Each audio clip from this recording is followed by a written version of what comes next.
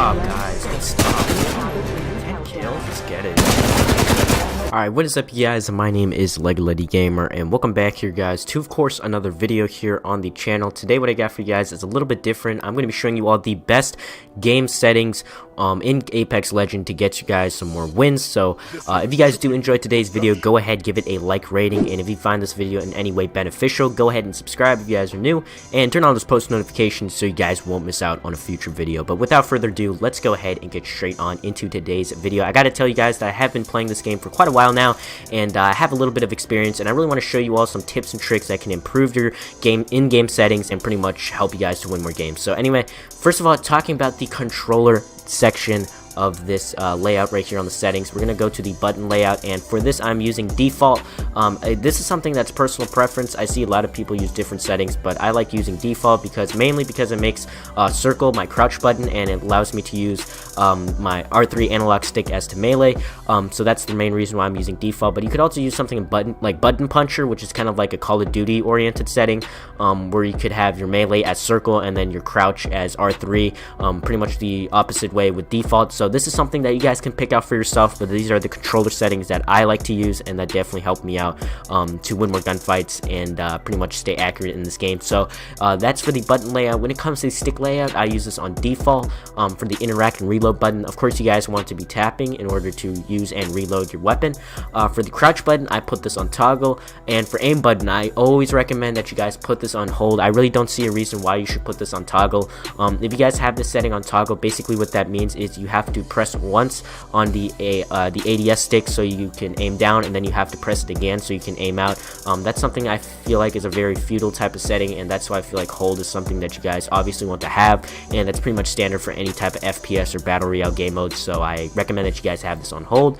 Now when it comes to the movement and aiming type of section here on the controller settings, this is where it gets a little bit more involved and where you guys have to do some experimentation, because I'm not going to tell you guys which is the best sensitivity to use, and just because I'm using the sensitivity doesn't necessarily mean that it's going to help you guys out. So I'm just going to give you guys a couple of tips and tricks and show you guys what I'm using and how you guys can transfer it over to pretty much have more gun skill and win more gunfights. So when it comes to my sensitivity, I'm using 4.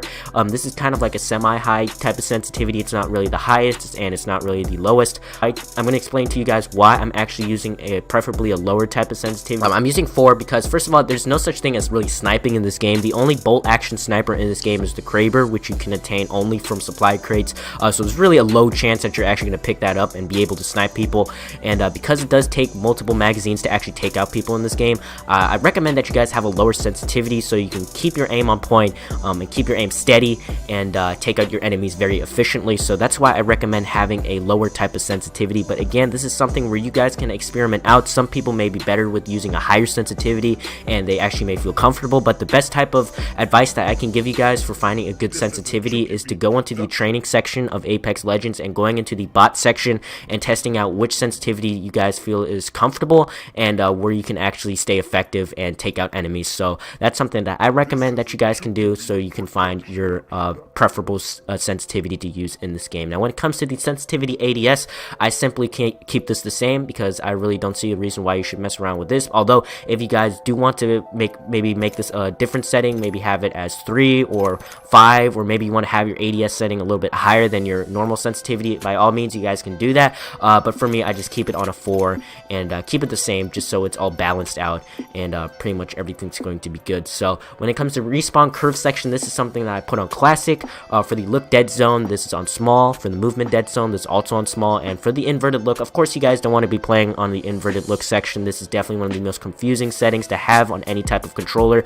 I just recommend that you guys turn this off. But if for some reason you guys are better playing inverted, then you can try this out. But for me, I have this setting off. Now for vibration, this is something that's very important in any FPS or Battle Royale game mode. I see a lot of people have vibration turned on, and I don't know why people like the feeling of their controller being rumbled. If you guys like that feeling, it's okay, I guess, to use vibration, but I have this off because whenever that rumbling feeling comes to my controller when someone's ADSing or when I'm shooting at someone, it really distracts me, and I can't keep my aim steady and on point with my enemies. So that's why I turn vibration off, because if you guys want to be winning more games, then definitely having the upper hand in gunfights will help you guys out, and I think having vibration off is going to help you guys out. And if you guys have been playing vibration on with many other FPS games, then make sure you guys turn this off and just try it out for a couple of games. You guys will see that your aim is going to improve massively, and that you're definitely going to stay on point with your enemies. So that's why I recommend turning vibration off.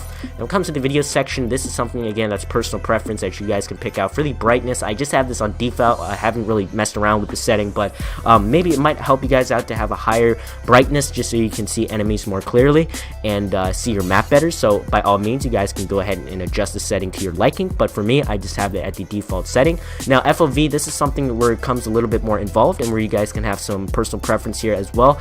This is usually a PC type of setting, and they actually transitioned the setting over to Apex Legend, which is, I guess, pretty much the first time they actually did this in any type of FPS game. So if you guys don't know what field of view is, it basically shows you your amount of view, and it allows you to see your vicinity better in certain scenarios. So if I would have this up to around 110, then you guys can see your vicinity quite clearly. But for me, I just play on 70, and it's something that I've been used to playing on console. But if you guys are playing on console and you guys want to have that PC feel, then by all means, you guys can go ahead and mess around with this, put it up to 100, and see how it feels for you guys. But for me, I just have this at 70. Now for colorblind mode, of course I have this off, but if you guys want to have this on, you can have it at any other type of setting that you guys want to have.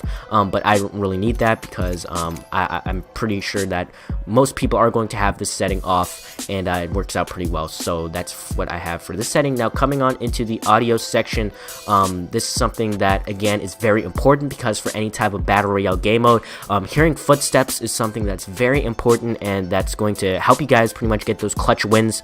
So first of all, I'm going to show you guys that I pretty much have everything at 100% except for the sound effects volume and the lobby music volume, and I'm going to talk about why I have the sound effects volume at 50%. So if you guys don't know about Apex Legends, or you guys haven't really played this game a little bit or if you guys haven't played the game for a while, then you guys will know that each legend has its own special ability, and each time someone receives their special ability, it kind of makes a loud sound effect, and that's something that really affects me.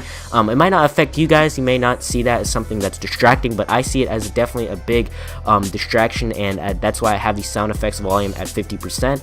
And again, when it comes to battle royale game modes, I think I just really want to stress out how important it is to hearing other people's footsteps and also winning more gunfights. I think those are the two key elements when it comes to getting more wins in any type of battle royale game mode. So that's why I have my sound effects volume at 50%, so I can have the least amount of distraction possible and still listen to my vicinity and listen what's actually going on. So that's why I have this at 50%. For the dialogue volume, again, this is at 100%, music volumes 100%, master volumes at 100%. Lobby music volume, of course, this is really important and not really going to relate to your gameplay, so I just have this at 95%. Now subtitles, this is something I have off. You guys can put this on, and it may actually help you guys out. For example, if the announcer is going to tell you where the next ring is, then it might be good for you to see that on the screen. If you're a type of person like that, you can by all means put this on. But for me, I just have this off, and I feel like that having the subtitles off is definitely going to help me out. And then when it comes to convert incoming voice to chat text, you guys can put the setting off.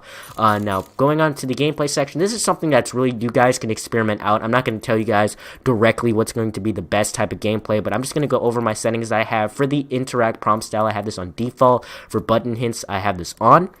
For crosshair damage feedback, I have with the shield icon. Damage number is on stacking. Ping opacity is on default. And then obituaries, this is on. Incoming damage feedback, this is on 3D. Streamer mode is off. Unless you guys are streaming this game, then I guess you could maybe turn this on, but I don't really feel like a lot of people are going to use this game mode anyway, because some people stream through Twitch or OBS. So this is a setting that you guys can mess around with usage sharing. I have this enabled. Colorblind mode, of course, I said earlier that I just have this turned off. And then enable accessible chat features is also off. And then again, coming back to the same setting that we have on the audio, convert incoming voice to chat text, this is off. So this is pretty much going to conclude the video for the best type of settings on Apex Legends to get you guys some more wins. If this video did help you out in any sort of way, make sure you guys go ahead, give it a like rating. Also tell me in the comment section down below if I missed any other tips or tricks or settings that you guys can explain to me in the comment section. I really want to hear your guys' feedback. Hopefully you guys will enjoy this video. That's pretty much going to do it for me today, guys, and I will see you guys next time. God bless this nation. Peace out, guys. So give me faith like Daniel in the